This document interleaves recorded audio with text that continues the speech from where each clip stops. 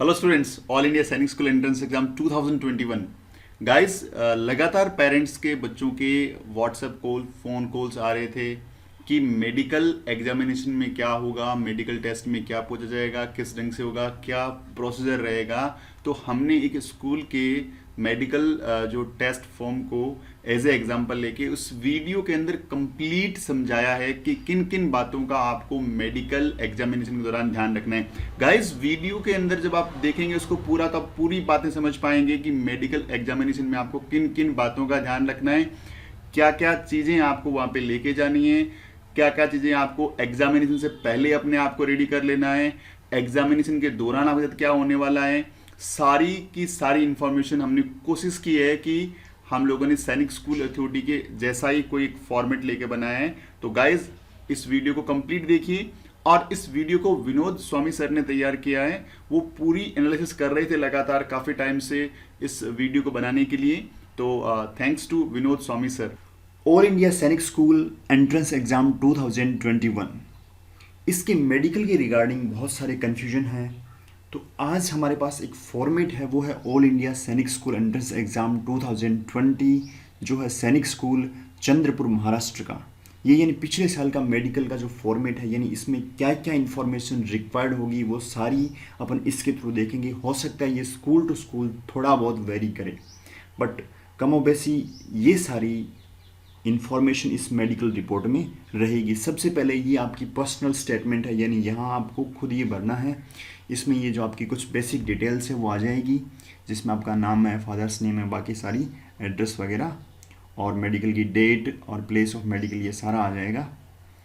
और यहाँ आपकी फैमिली की हिस्ट्री इसमें ज़रूर आएगी, यानी कि आपकी फैमिली में कितने मेंबर है, कितने अलाइव है, यदि किसी की डेथ हो चुकी है वो भी आपको इसमें मेंशन करना है। और फैमिली की हिस्ट्री में जो ये कुछ एक डिजीज़ दे रखी है कि इन डिजीज़ से कोई भी आपका फैमिली मेंबर सफ़र कर रहा है या कर रहा था। उसके बाद आपको कुछ लगता है कि पर्सनल मेडिकल हिस्ट्री, यानी आपको कोई डिजीज़ है या फिर आपको कुछ पास्ट में कोई ऑपरेशन हुआ है या ऐसी कोई भी चीज़ है, वो आपको पर्सनल मेडिकल हिस्ट्री में आपको मेंशन करनी होगी। और एक ही आपको टेबल दे रखी है, इसमें कुछ एक स्पेसिफाइड डिजीज़ दे रखा है कि यदि आप इनसे सफ़र कर रहे हैं या फिर आपने कभी इनसे सफ़र किया है इन पास्ट, तो यहाँ आपको उसको यस करना है, और किस एज में आपको वो बीमारी हुई थी वो आपको मेंशन करना है। और इसके अलावा एक नीचे पॉइंट आ रहा है, have you ever been admitted for any illness, operation or injury, यानी आप कभी हॉस्पिटल में एडमिट हुए हैं, आपका कोई ऑपरेशन हुआ है, आपको कोई चोट लगी है, वो सारा आपको इसमें लिखना है। If so state the nature of disease and duration of stay in hospital, यानी किस टाइप की बीमारी थी और आप हॉस्पिटल में कितने वक्त तक, यानी कितने समय तक आप रुके थे।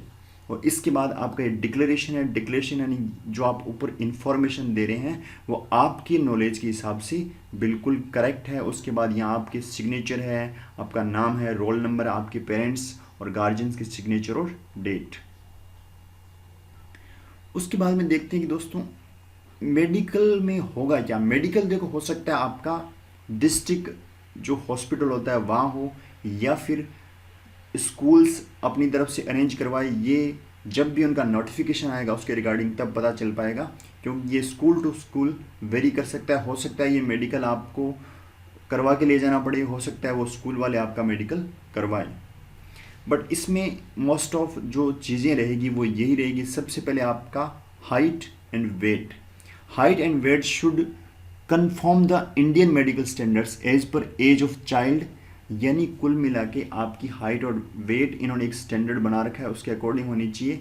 और यदि आपकी हाइट और वेट ठीक है तो इसमें कहीं आपको कोई दिक्कत आने वाली नहीं है। क्लास 9th का अलग रहेगा क्योंकि उनका एज ग्रुप अलग रहेगा, और क्लास 6th का है उनका हाइट और वेट अलग रहेगा। वो एज के हिसाब से आपकी हाइट और वेट होना चाहिए। नेक्स्ट आपका चेस्ट मेजरमेंट। यहाँ चेस्ट मेजरमेंट में क्या होता है, देखो चेस्ट मेजरमेंट में होता है आपका बिना फुलाए हुए सीना आपका नापा जाता है और बाद में फुला के नापा जाता है। तो इसमें जो आपका एक्सपेंशन है वो 5 सेंटीमीटर का होना चाहिए, यानी आपका सीना 5 सेंटीमीटर फूलना चाहिए। इसमें नीचे लिखा है the chest should be well proportionate and well developed with minimum range of expansion of 5 centimetre, यानी आपका 5 सेंटीमीटर का एक्सपेंशन होना चाहिए। The candidates chest will be measured by making him stand erect with feet together and his arms raised over his head and tap will be so adjusted round the chest its upper edge touch the inferior angle of the shoulders blades behind and its lower edge the upper part of the nipples in the front. The arms will then be lowered to hand loosely by the side. Care will be taken that the shoulder are not thrown upward or backward so as to displace the tape. The candidate will then be directed to take deep breath, inspiration and expiration several times, and the maximum and minimum expansion of the chest will be carefully noted. The minimum and maximum will then be recorded in centimeters.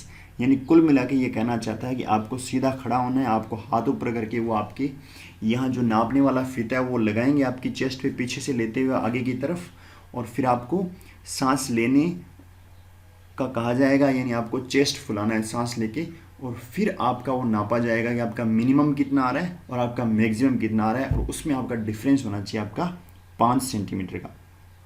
तो दोस्तों ये बात है chest की। अब आते हैं visual standards पे।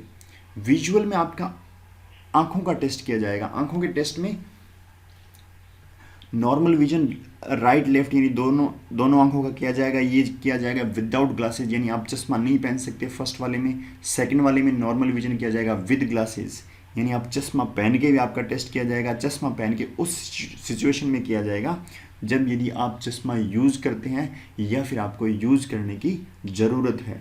हो सकता है आप चश्मा यूज नहीं करते हो, बट एज पर जो डॉक्टर है उनके अकॉर्डिंग आपको चश्मा पहनना चाहिए, तो वो विद ग्लासेस भी आपका विजन चेक करेंगे। एक आता है आपका कलर विजन। आपने सुना होगा कलर ब्लाइंडनेस, यानी कुछ एक ऐसे लोग होते हैं जो कलर्स में डिफरेंस नहीं कर पाते, तो ये उनके लिए उस चीज़ को चेक करने के लिए किया जाता है। इसमें देखो कुछ नोट लिखा हुआ है। नोट क्या लिखा हुआ है, ये कुछ एक आपके जो स्टैंडर्ड्स है कि क्या होता है 6x6, यानी वो कुछ एक वहाँ पे जो मेडिकल आपका करेगा उन्होंने स्टैंडर्ड बना रखा है कि 6x6 किसको बोलते हैं और 6x9 किसको बोलते हैं, और 6x6 एक अच्छा माना जाता है और 6x9 को ख़राब माना जाता है। तो ये जो भी वहाँ पे आपका मेजरमेंट आएगा उसको लिख दिया जाएगा। Myopia of not more than 2.5D including astigmatism, और manifest hypermetropia of not more than 3.5 including astigmatism. यानी कुल मिला के आपका जो मायोपिया का जो है, यानी जो आपको दूर का जो कम दिखता है, जो दूर जिसको कम दिखता है उसको बोलते हैं मायोपिया, और वो आपका उसका नंबर हो सकता है 2.5, और जो आपको पास का कम दिख सकता है उसका नंबर आपका हो सकता है 3.5। और उसके बाद में आपका ये कि fundus and media of two healthy and with normal limits, यानी आपकी आंखें ठीक ठाक होनी चाहिए, हेल्दी होनी चाहिए। ये फंडस एंड मीडिया ये आंखों की टर्म्स हैं। No undue degenerative side of vitreous and chorioretina to be present suggesting progressive myoretina, यानी कुल मिला के बात यह है कि आपकी जो आंखें हैं उसमें ऐसी कहीं भी अंदर कोई चोट वगैरह नहीं होनी चाहिए। Should possess good binocular vision, fusion faculty and full field of vision in both eyes. Fusion faculty का मतलब ये होता है कि आपकी दो अलग अलग आंखों से जो इमेज बनती है वो माइंड में एक इमेज की तरह काम करते हैं, उसको बोलते हैं फ्यूजन फैकल्टी। और squint of any type is a definitely disqualification, ये एक इन्होंने क्लियरली मेंशन किया, स्क्विंट ऑफ एनी टाइप, यानी आपकी आंखों में भेंगापन है तो आप डेफिनेटली डिस्क्वालीफाई हो। There should be no organic disease like to be exacerbation or deterioration. इनका मतलब ये होगा कोई आपको ऐसी डिजीज नहीं होनी चाहिए आंखों में जो अचानक से बढ़ती हो या फिर उससे आंखें धीरे धीरे धीरे क्या हो रही हो, खराब हो रही हो। कलर विजन, कलर विजन में लिखा है candidate who do not possess the minimum colour perception standard CP3। CP3 standard का मतलब ये है कि आप 3 कलर में क्लियरली डिफरेंस कर पाएँ। वो 3 कलर फिक्स्ड होते हैं जिसमें वाइट और रेड और ग्रीन रहता है। और binocular vision must possess good binocular vision, fusion and stereopsis, colour perception standard, MLT, good amplitude and depth. इसका सीधा सा मतलब ये हुआ कि आप आंखों से जो भी ऑब्जेक्ट देख रहे हैं वो ऑब्जेक्ट, क्योंकि दोनों आंखों से एक एक इमेज बनती है और दोनों फ्यूजन का मतलब होता है दोनों इमेज को माइंड एक ही इमेज मान के रीड करता है। और जो सेकंड चीज़ आपको लिखी है उसका मतलब ये है कि जो डेप्थ, यानी किसी चीज़ की आप डेप्थ देख पा रहे हैं, किसी चीज़ की आप गहराई देख पा रहे हैं, यानी आप 3D में देख पा रहे हैं, वो भी आपका बिल्कुल अच्छा होना चाहिए। यानी आपको 3D में देखने में प्रॉब्लम नहीं होती, क्योंकि अपना जो विजन होता है वो 3D होता है। The candidate should not be suffering from night blindness, यानी आपको रात को दिखने में प्रॉब्लम नहीं होनी चाहिए। आगे चलते हैं फ्लैट फुट। फ्लैट फुट क्या होता है? फ्लैट फुट होता है कि आपने कभी ध्यान दिया होगी कि आपके पैर में जब भी आप पैर को टिकाते हैं, जैसे आपने कभी रेत में रखा हो या कभी ऐसी जगह रखा हो जहाँ पे आपका पैर बन जाता है, तो आपने देखा होगा कि बीच में से पैर टिकता नहीं है। और जिनका बीच में से पैर पूरा टिके, यानी फुट जिसका फ्लैट हो, वो डिसक्वालीफाई हो जाएगा। इस पूरी सी जो यहाँ बात लिखी है उसका सीधा सा मतलब ये है कि आपका जो फुट है वो फ्लैट नहीं होना चाहिए। इसने लिखा है the candidate will be examined bare footed, standing erected and presence or absence of the normal arch of the feet should be noted. Arch यानी जो यहाँ पे आपकी गोलाई बन रही है, जो पैर के पंजे में जो गोलाई बन रही है आपकी, जो बीचों बीच जहाँ से आप देख सकते हैं, बिल्कुल आप नीचे पैर रखेंगे तो आप महसूस कर सकते हैं कि बिल्कुल गोलाई बनती है, पूरा पैर नहीं टिकता। Candidate should be asked to stand on toes with feet and heels kept separated and restoration or otherwise of the arc noted। Candidate को पंजों पे खड़ा किया जाएगा, यानी एक टाइप से जो पैर की अंगुलियां हैं और पंजे उन पे खड़ा किया जाएगा, और जो आपकी एड़ियाँ हैं वो आपको अलग अलग रखी जाएगी, और उससे आपका जो आर्क है, यानी जो आपका फ्लैट फुट नापने का जो उनका तरीका है वो नोट किया जाएगा कि आपका पैर कहीं फ्लैट तो नहीं है। Candidate should be made to skip on 4 foot, यानी आपको वहाँ से 4 फुट पे, यानी आपको वहाँ पे स्किप का मतलब हो गया आपको कूदना पड़ेगा वहाँ पे। और उससे क्या चीज़ होगा? उससे चेक होगा suppleness and springiness of the foot observed, यानी कुल मिला के आप पैर कितने लचीले हैं वो चीज़ आपका चेक किया जाएगा। नेक्स्ट लिखा है tarsal joints will be examined for suppleness और मूवमेंट्स। टर्सल जॉइंट्स यानी आपकी जो एक टाइप से जो टखने की हड्डियां हैं उनका जो जॉइंट्स है वो टर्सल जॉइंट्स हो गया, यानी उनको भी एग्जामिन किया जाएगा किसके लिए? कि लचीलेपन और कि उनका मूवमेंट कैसे हो रहा है ये चेक करने के लिए। Acceptance for admission, milder degree of flat foot where the arc of the feet are restored on standing on toes with supple and painless feet should not be barred to the acceptance। यदि आप यानी पंजे पे खड़े होते हैं उसके बाद आपको बिना किसी दर्द के यदि ये आर्क बनती है, यानी आपका फुट फ्लैट नहीं रहता, तो आप मेडिकल में पास हो जाओगे। Degree of flat foot where the arch does not reappear on standing on toes and where the feet are rigid should be a permanent cause of rejection. यदि आपके पंजे पे खड़े होने के बाद भी वो आर्क नहीं बनती तो आपका रिजेक्शन तय है। नेक्स्ट बात करते हैं, नेक्स्ट जो चीज है वो है नोकनी। नोकनी क्या होता है? नोकनी होता है कि जब भी आपके पैर के जो घुटने हैं यदि वो टकराते हैं, एक टाइम आपने देखा होगा कि किसी किसी व्यक्ति के घुटने चलते वक्त टकराते हैं तो उनको बोलते हैं नॉक नी, यानी ये डिजीज़ कहलाती है नॉक नी, यानी घुटने पास में होते हैं। तो इसमें आपका क्या चेक किया जाएगा? इसमें आपको किया जाएगा मेथड ऑफ एग्जामिनेशन में क्या है, candidate will be examined standing erect and knee joints will be kept fully extended with feet parallel and patella facing directly forward, यानी उसको सीधा खड़ा किया जाएगा और जो पटेला है यानी जो आपका घुटने की जो हड्डी है, जो ऊपर एक हड्डी होती है जो अलग रहती है, वो एकदम सीधी फॉरवर्ड होनी चाहिए, एकदम सामने की तरफ होनी चाहिए। The distance between the medical malleoli will be measured with medial femoral condyles touching each other। इसका देखो आप सीधा सा मतलब ये है कि जो आपकी जांग की हड्डी का नीचे का जो पार्ट है यानी जो घुटने का पास का पार्ट है उनको टच किया जाएगा, और जो टखनों के आसपास का जो है एरिया उसका जो गैप है उसको मेजर किया जाएगा। any associate deformity of the feet or hip or genu recurvatum will be looked for the same time।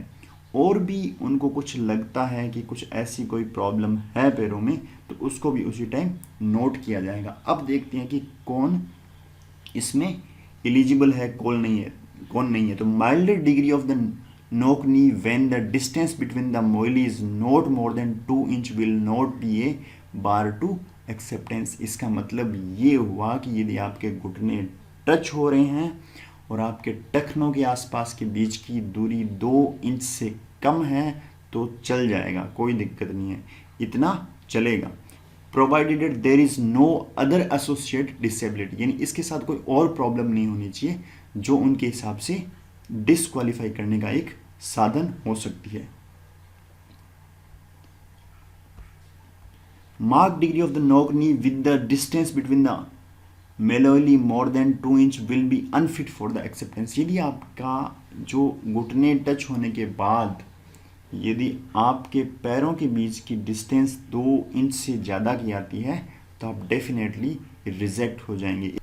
If a candidate is able to stand to attention without flexion of knees irrespective of any intermolecular measurement, such candidate can safely be declared as fit। इसका मतलब ये हुआ कि बाकी सारी चीज़ें आप छोड़ो, यदि आप घुटनों को बिना मोड़े हुए अटेंशन में यानी सावधान खड़े हो सकते हैं तो आप फिट हैं। यानी इसमें बहुत ज़्यादा कुछ आपको सोचना नहीं है। यदि आप सावधान की स्थिति में घुटनों को बिना मोड़े हुए यानी घुटने आपके सीधे रहने चाहिए, खड़े हो सकते हैं, तो आप फिट होंगे। Dental conditions, it should be ensured that a sufficient number of the natural and sound teeth are present to efficient mastications. इसका मतलब ये हुआ कि आपके मुंह में पर्याप्त चबाने के लिए दांत होने चाहिए। A candidate must have minimum of 14 dental points to be accepted as fit. यानी आपको फिट होने के लिए कम से कम 14 डेंटल पॉइंट्स लेने पड़ेंगे। 14 डेंटल पॉइंट्स कैसे मिलेंगे, वो नीचे लिखा हुआ है। In order to assess the dental condition of individuals, points are allotted as under for teeth in good apposition with corresponding teeth in other जो।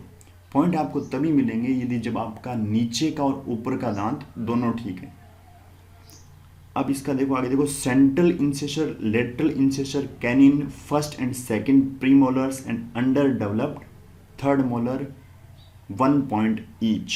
इसका मतलब क्या हुआ कि देखो आप टोटल 32 दांत होते हैं, 32 में से 16 ऊपर 16 नीचे और 8 एक साइड के और 8 एक साइड के। यदि हम साइड की बात करें तो हम एक साइड पे चलेंगे तो सबसे आगे वाला दांत है वो होता है सेंट्रल इंसेसर, फिर लेटरल इंसेसर, फिर कैनिन एंड फिर आते हैं आपके प्रीमोलर्स। 2 जो आपकी दाढ़ होती है उनको बोलते हैं प्रीमोलर्स और लास्ट में जो आपकी 2 दाढ़ और होती है उनको बोलते हैं मोलर्स और जो अकल दाढ़ होती है उसको बोलते हैं molars.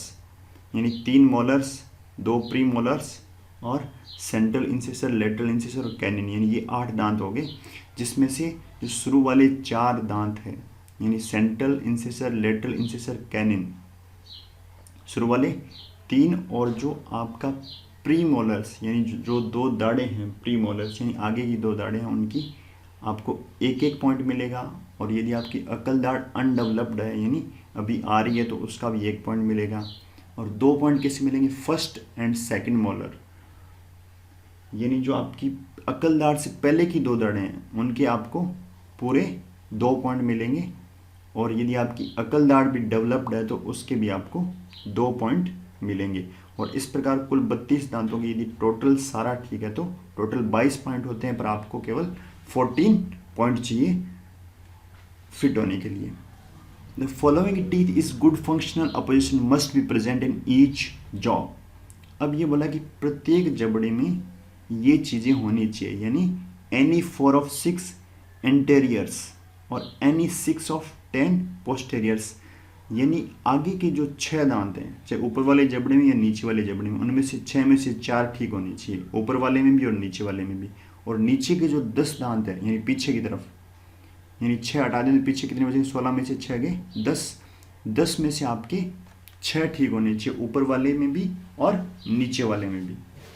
Candidate suffering from severe pyorrhea will be rejected where the state of the pyorrhea is such that if the opinion of the dental officer is that it can be cured without extraction of the teeth, the candidate may be accepted। इसका मतलब ये हुआ कि आपके दांतों में pyorrhoea नहीं होना चाहिए, यानी जो मसूड़ों में दिक्कत होती है वो आपको नहीं होनी चाहिए। और यदि डॉक्टर ये कहता है कि ये जो दिक्कत है वो बिना दांत को निकाले हुए ठीक की जा सकती है, तो आप मेडिकल में फिट हो जाएंगे। नेक्स्ट है आपका हियरिंग स्टैंडर्ड्स।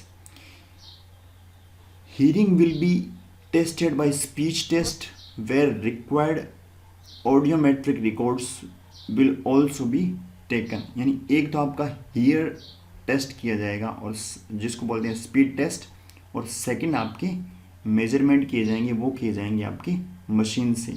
तो स्पीड टेस्ट में क्या होगा कि the candidate should be able to hear first whisper with each ear separately standing with his back to the examiner at the distance of 610 centimeters in reasonable quiet room. The examiner should whisper with the residual air, that is so that at the end of the ordinary expiration। इसका मतलब ये हुआ कि जो examiner है वो 610 centimetre की दूरी से कुछ विस्पर करेगा, यानी बिल्कुल हल्की आवाज़ में बोलेगा, वो आपको अलग अलग कानों से सुनाई देना चाहिए, तभी आप इसके लिए फिट होंगे। Audiometric records, the candidate will have no loss of hearing in either ear at frequency of 128 to 4096 cycles per second, audiometric reading between +10 to -10। ये आपका टेस्ट होगा मशीन से, ये भी आप इसमें फिट होने चाहिए। और इसके अलावा कुछ और है, इट इज़ सर्टिफाइड दैट, यहाँ कुछ इन्फॉर्मेशन है जो उस टाइम भरी जाएगी, इसके लिए आपको ज़्यादा स्ट्रेस लेने की ज़रूरत है नहीं। कुल मिला के आपका ये था मेडिकल से रिलेटेड टोटल कि इसमें आपको क्या क्या कवर करना है। इसमें देखो आपकी सिग्नेचर किस किस के होंगे, सिग्नेचर इसमें होंगे आपका ENT स्पेशलिस्ट इसको वेरीफाई करेगा, आई स्पेशलिस्ट करेगा और मेडिकल स्पेशलिस्ट करेगा, और सर्जन या जो डीन होता है वो इसको साइन करेगा। होप कि आपको मेडिकल पे रिलेटेड ये वीडियो पसंद आया होगा। यदि आपको ये वीडियो पसंद आया तो इसे लाइक, शेयर और सब्सक्राइब करें। धन्यवाद।